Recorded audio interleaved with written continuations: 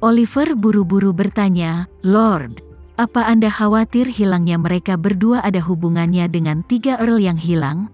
Apa semua disebabkan oleh tuan misterius itu?" Victoria menghela nafas, "Ya, aku memang khawatir. Jika ini masalahnya, itu membuktikan bahwa orang ini memiliki kemampuan menembak dan menyerangku di seluruh dunia. Pertama di New York menyelamatkan sebuah keluarga. Lalu di Siprus, lalu Indonesia, dan sekarang dia kembali ke New York. Jika keadaan seperti ini terus berlanjut, mungkin tidak akan lama lagi mereka bisa menyerangku di Argentina." Dan kemudian menemukan lokasi markas Black Mamba. Oliver berkata dengan tergesa-gesa, "Lord, apa Anda ingin pergi ke rumah sakit Manhattan sekarang untuk mencari tahu?" "Ayo pergi, kita harus pergi," Victoria berkata dengan tegas. "Kali ini, aku ingin melihat orang-orang hidup.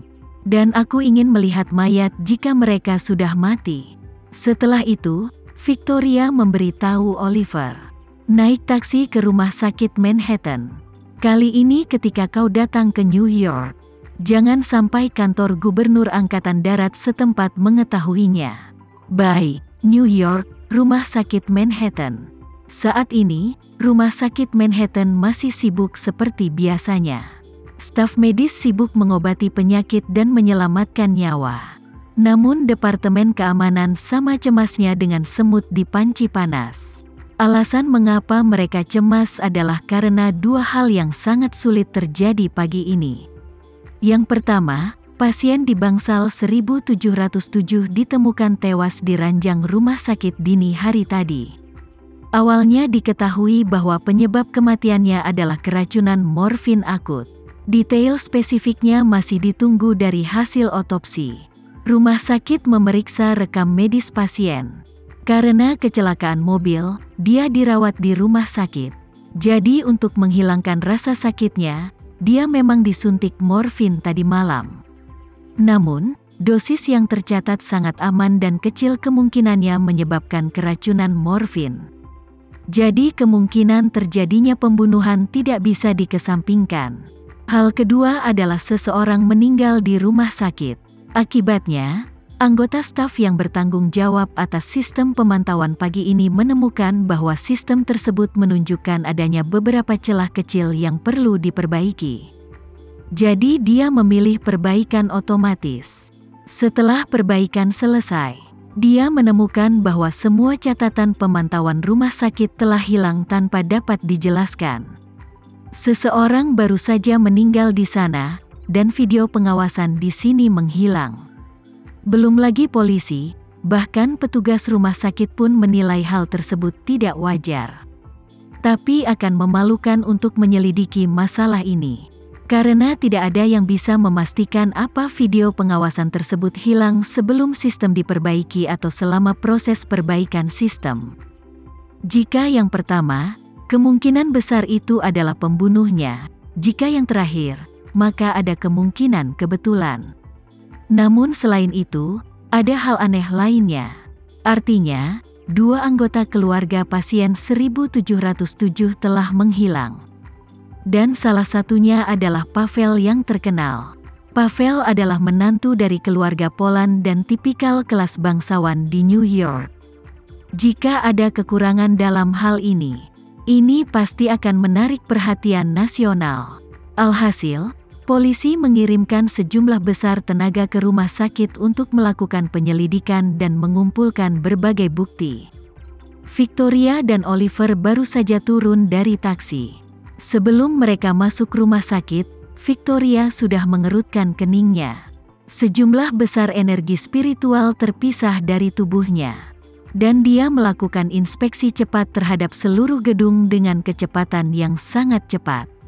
Lalu dia mengerutkan kening dan berkata, "Keduanya tidak ada di sini," Oliver berkata dengan terkejut, "Lord.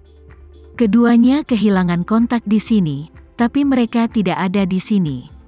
Mungkinkah memang ada kecelakaan?" Victoria menarik energi spiritualnya dan berkata dengan ekspresi serius, "Aku baru saja menggunakan energi spiritualku untuk menyelidikinya.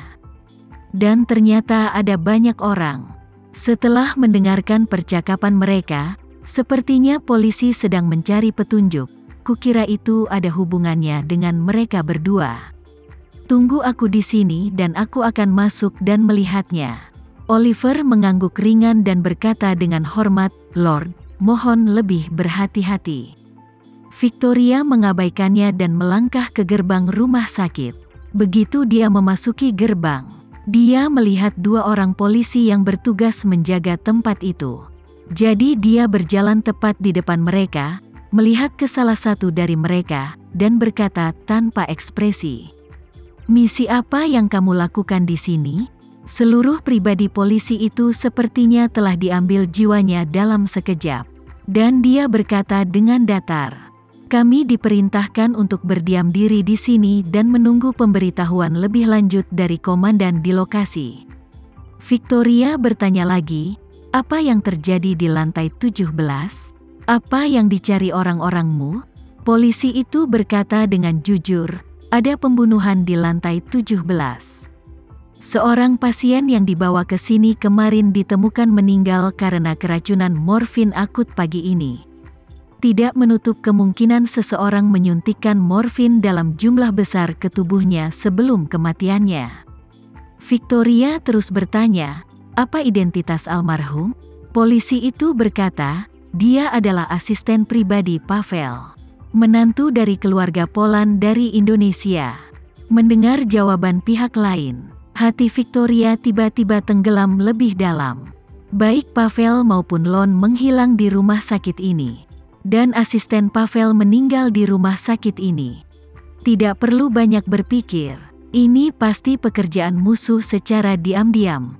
Sekarang hanya tersisa satu mayat di antara ketiga orang itu. Dan dua lainnya sepertinya telah menghilang dari dunia.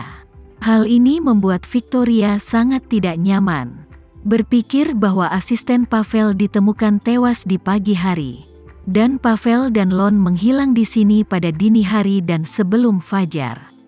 Victoria berspekulasi bahwa jika mereka diserang, pihak lain seharusnya melenyapkan Pavel dan Lon, dan kemudian membunuh asisten Pavel. Dia tidak bisa menahan diri untuk tidak bertanya pada dirinya sendiri di dalam hatinya.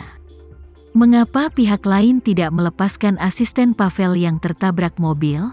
Ancaman apa yang akan ditimbulkan oleh pasien yang terbaring di ranjang rumah sakit? Apa asistennya melihatnya? Memikirkan hal ini, dia langsung bertanya kepada polisi, "Apa ada bukti yang membuktikan bahwa almarhum dibunuh?" Polisi itu menggelengkan kepalanya dan berkata, "Saat ini ada spekulasi bahwa itu adalah pembunuhan. Tapi belum ada bukti langsung yang ditemukan. Hari ini kami mulai menyelidiki penggunaan morfin dari berbagai departemen di rumah sakit. Gunakan situasinya dan lihat apa kita dapat menemukan petunjuk." Victoria bertanya, "Berapa lama waktu yang dibutuhkan?" Polisi berpikir sejenak. Sekarang sebagian besar kepolisian bekerja sama dengan keluarga Rothschild untuk menemukan barang antik curian mereka. Jadi kemajuan penyelidikan kasus ini seharusnya relatif lambat. Setidaknya 2 atau 3 bulan, perkiraan pribadi saya. Apa, 2 atau 3 bulan?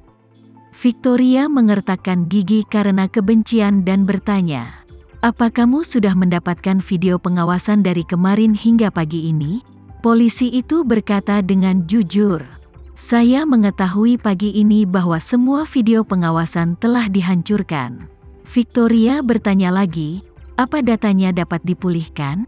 Polisi itu menggelengkan kepalanya dan berkata, "Itu tidak dapat dipulihkan. Metode pihak lain sangat profesional. Semua peralatan penyimpanan hancur total.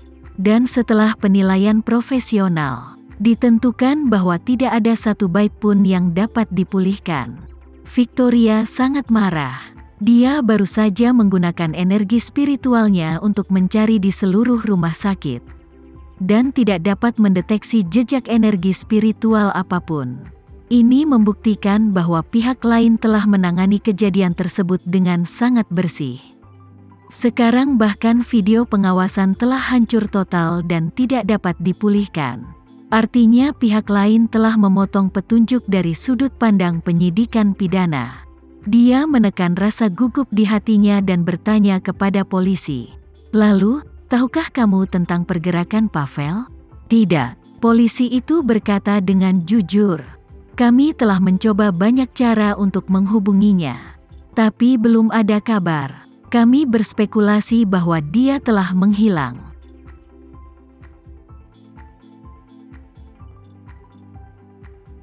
Sekian dulu ya video kali ini, kita lanjutkan lagi videonya di lain waktu. Oh iya, bagaimana menurut kalian? Semoga bisa sedikit menghibur kalian semua. Untuk teman-teman yang baru nonton, jangan lupa subscribe ya, hehehe. Dan kalau teman-teman ada yang ingin gabung langganan, bisa langsung gabung saja untuk dapat fitur yang menarik dan sedikit membantu Mimin. Terima kasih banyak sudah menonton, sampai jumpa lagi, bye.